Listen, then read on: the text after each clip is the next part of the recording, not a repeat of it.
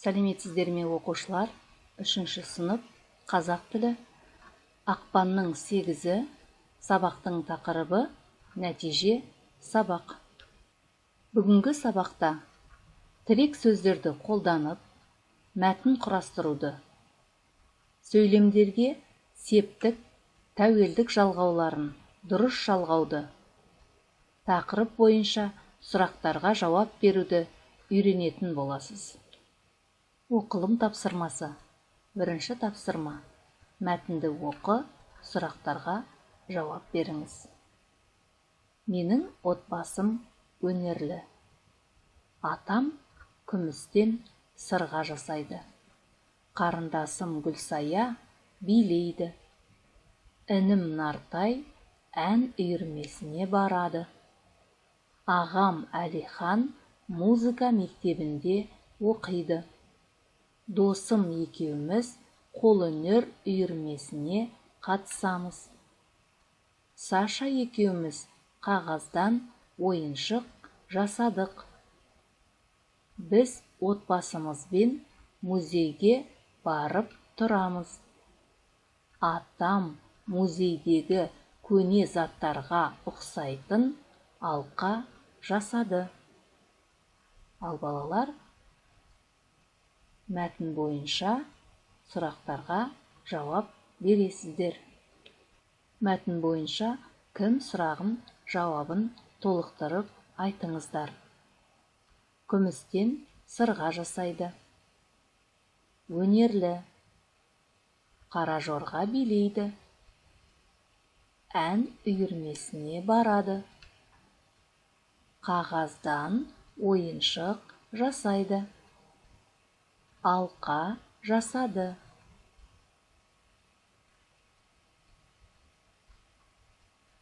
Ал балалар, тапсырманы орындалып бітсеңіздер, өздеріңізді тексеріңіздер. Күмістен сырға жасайды. Атам. Өнерлі. Менің отбасым. Қара жорға билейді. Менің қарындасым. Ән үйірмесіне барады. Менің інім. Қағаздан ойыншық жасайды. Менің досым Саша. Алқа жасады. Менің атам алқа жасады. Сіздердің де жауаптарыңыз дұрыс болғанына сенемін. Келесі тапсырма, 2-ші тапсырма, жазылым әрекеті. Керекті сөздерді қойып, дұрыс жазыңыз. Септік жалғауларын, сөздерін дұрыс қолданыңыз. Мұражай, мұражайды, мұражайға, мұражайда, мұражайдан, мұражайдың, мұражаймен. Керекті сөздерді дұрыс жазамыз. Ал балалар, жазылым тапсырмасын орындап болсаңыздар, өздеріңізді тексеріңіздер. Мұражай ашылды. Мұражайды көрдім. Мұражайға барамын. Мұражайда отырмын. Мұражайдан шықтым. Мұражайдың экспонаттары көп. Мұражаймен таныстым. Әрине балалар, сіздердің де жауаптарыңыз дұрыс деп ойлаймын. Келесі тапсырма айтылым тапсырмасы. Сұрақтарға жауап беріңіздер. Балалар, өткен сабақтарды еске түсіріп, сұрақтарға жауап берейік. Алматы қаласында қандай музей бар? Орталық музейде қандай көне заттар бар? Мұхтар Әуезовтың музейінде не бар? Музей нешеде ашылады? Кітап музейінде қандай кітаптар бар? Мұхтар Әуезовтің музейі неше қабатты? Және тағы да сұрақтар қойып толықтырыңыздар. Тағы да қандай музейлерді білеміз?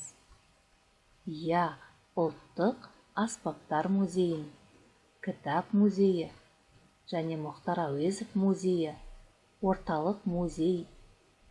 Қандай заттар, қандай экспонаттар қойылған екен?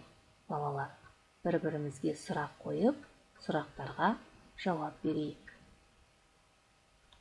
Ал енді балалар, өздік жұмыс. Сұрақтарға жауаптарды жазыңыз. Сіздердің алдарыңызда сұрақтар берілген. Осы сұрақтардың жауаптарын толықтырып жазыңыздар. Сен мұражайға бардың ба? Мұражай қай күндері жұмыс істейді? Мұражай қай күндері жұмыс істемейді? Мұражайдың іші қандай? Мұражайда қандай ескі заттарды көрдіңіздер? Осы сұрақтың жауаптарын дәптерлеріңізге жазыңыздар. Иә балалар, біз өткен сабақтарды еске алып, барлық сұрақтарға жауап беріп, жіктік жалғауын, септік жалғауларын дұрыс қолдана білдік деген ойдамын. Ал балалар, барлық тапсырманы дұрыс орындасаңыздар, жасыл түсті смайликті. Кейбір сұрақтарға жауап бере алмай қиналдым деп ойласаңыздар, сары смайликті. Әлі де көп дайындалуды қажет етеді деген болса, онда қызыл смайликті таңдаңыздар. Осымен сабағымыз аяқталды. Сау болыңыздар балалар.